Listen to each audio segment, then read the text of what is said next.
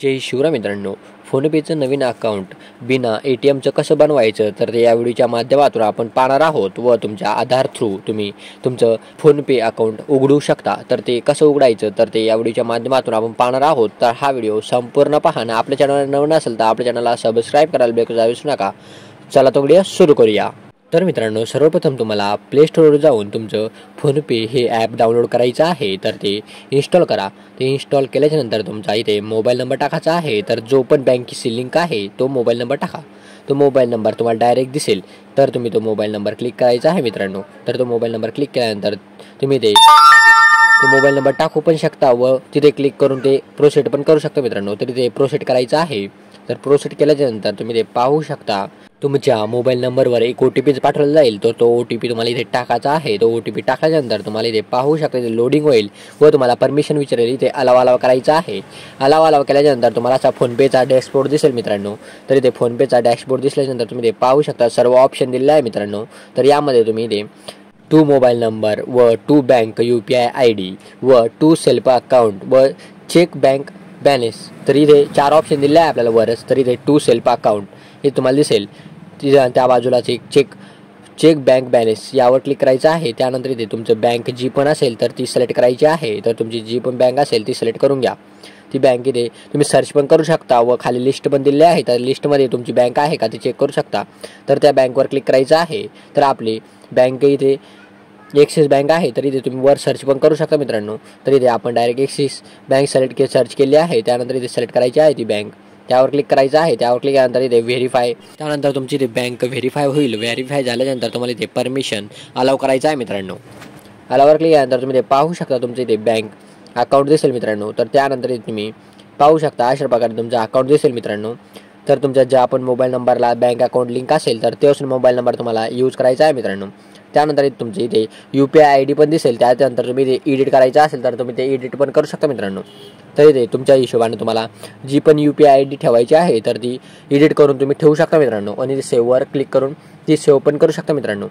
तर मी सध्या mobile number ठेवत आहे. तुम्ही मोबाईल नंबर पण ठेवू शकता व तुमचं नाव पण ठेवू शकता मित्रांनो. तर मी आता सध्या माझं नाव किंवा मोबाईल नंबर ठेवतो मित्रांनो. जिथं अवेलेबल आहे तरी तुम्ही सेव्हवर क्लिक केलं मित्रांनो.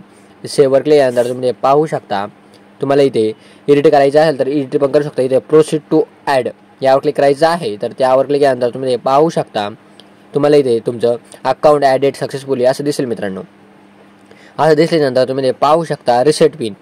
तर इथे पिन तुम्हाला रिसेट करायचा असेल तर तुम्ही रिसेट पण करू शकता व जो पिन आहे तो पण ठेवू शकता. तर आपल्याला रिसेट पिन करायचा आहे. तर त्यानंतर इथे तुमचं ATM असेल तर तुम्ही ATMच्या माध्यमातून पण हे अकाउंट ॲक्सेस करू शकता व तुमच्याकडे आधार थ्रू पण तुम्ही हे अकाउंट ॲक्सेस करू शकता.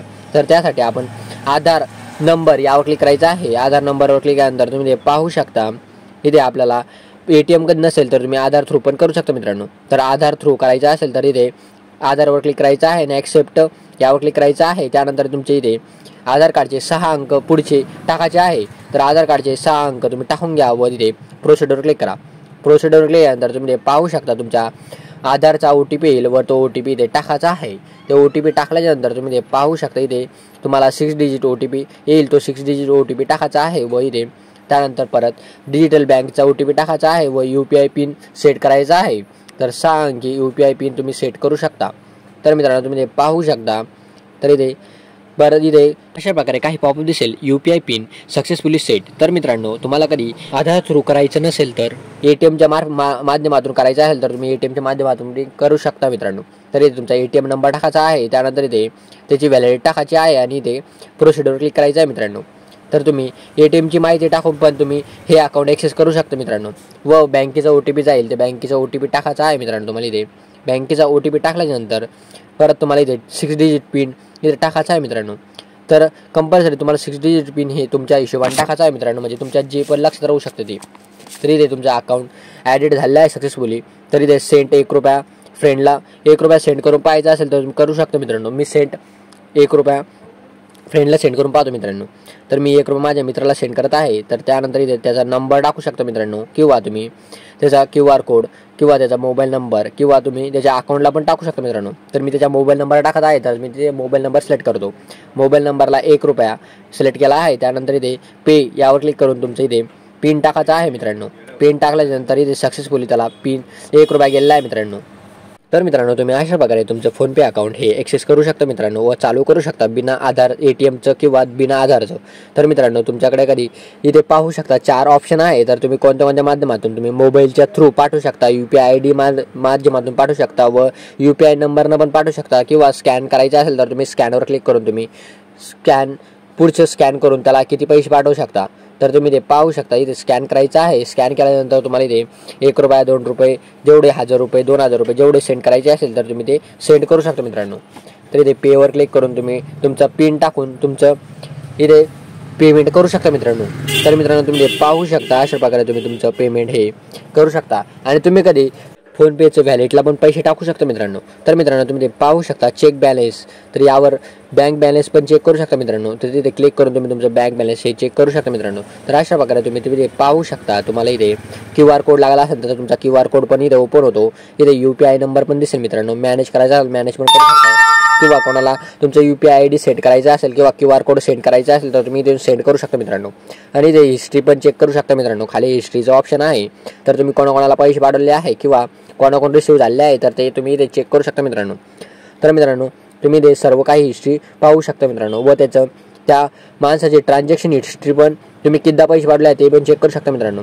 व त्यानंतर इथे बिना पिन टाकता आपण पेमेंट इथे टाकू शकता मित्रांनो कोणाला पण. तुम्ही इथे तुम्हाला त्या बँक जे पण फोनपेचं वॅलेट आहे त्याला पैसे ॲड करून ठेवायचे आहे व तुम्ही ॲड केल्यानंतर तुम्ही डायरेक्ट कुठेही स्कॅन केल्यानंतर तुम्हाला पिन टाकायचा गरज पडणार नाही मित्रांनो. तुमचं डायरेक्ट ऑटो डेबिट होऊन जाईल मित्रांनो. जेवढी पण रक्कम टाकायची आहे ती रक्कम टाकून डायरेक्ट ऑटो डेबिट करू शकता मित्रांनो. तर मित्रांनो अशा प्रकारे तुम्ही फोनपे अकाउंट हे ओपन करू शकता. तुम्ही कधी ATM नसेल किंवा तुमच्याकडे ATM असेल तर तुम्ही आधार थ्रू किंवा ATM थ्रू हे अशा प्रकारे तुमचं फोनपे अकाउंट खोलू शकता मित्रांनो. तर मित्रांनो तुम्हाला हा व्हिडिओ आवडला असेल तर आपल्या YouTube चॅनलला सबस्क्राईब करा म्हणजे तुम्हाला असेच नवनवे अपडेट मिळत राहतील. आणि मित्रांनो हा व्हिडिओ जास्तीत जास्त मित्राला शेअर करा म्हणजे ते पण त्यांचं फोनपे अकाउंट खोलू शकतील. तर मित्रांनो चला तुम्ही भेटूया पुढील व्हिडिओमध्ये. जय हिंद जय महाराष्ट्र.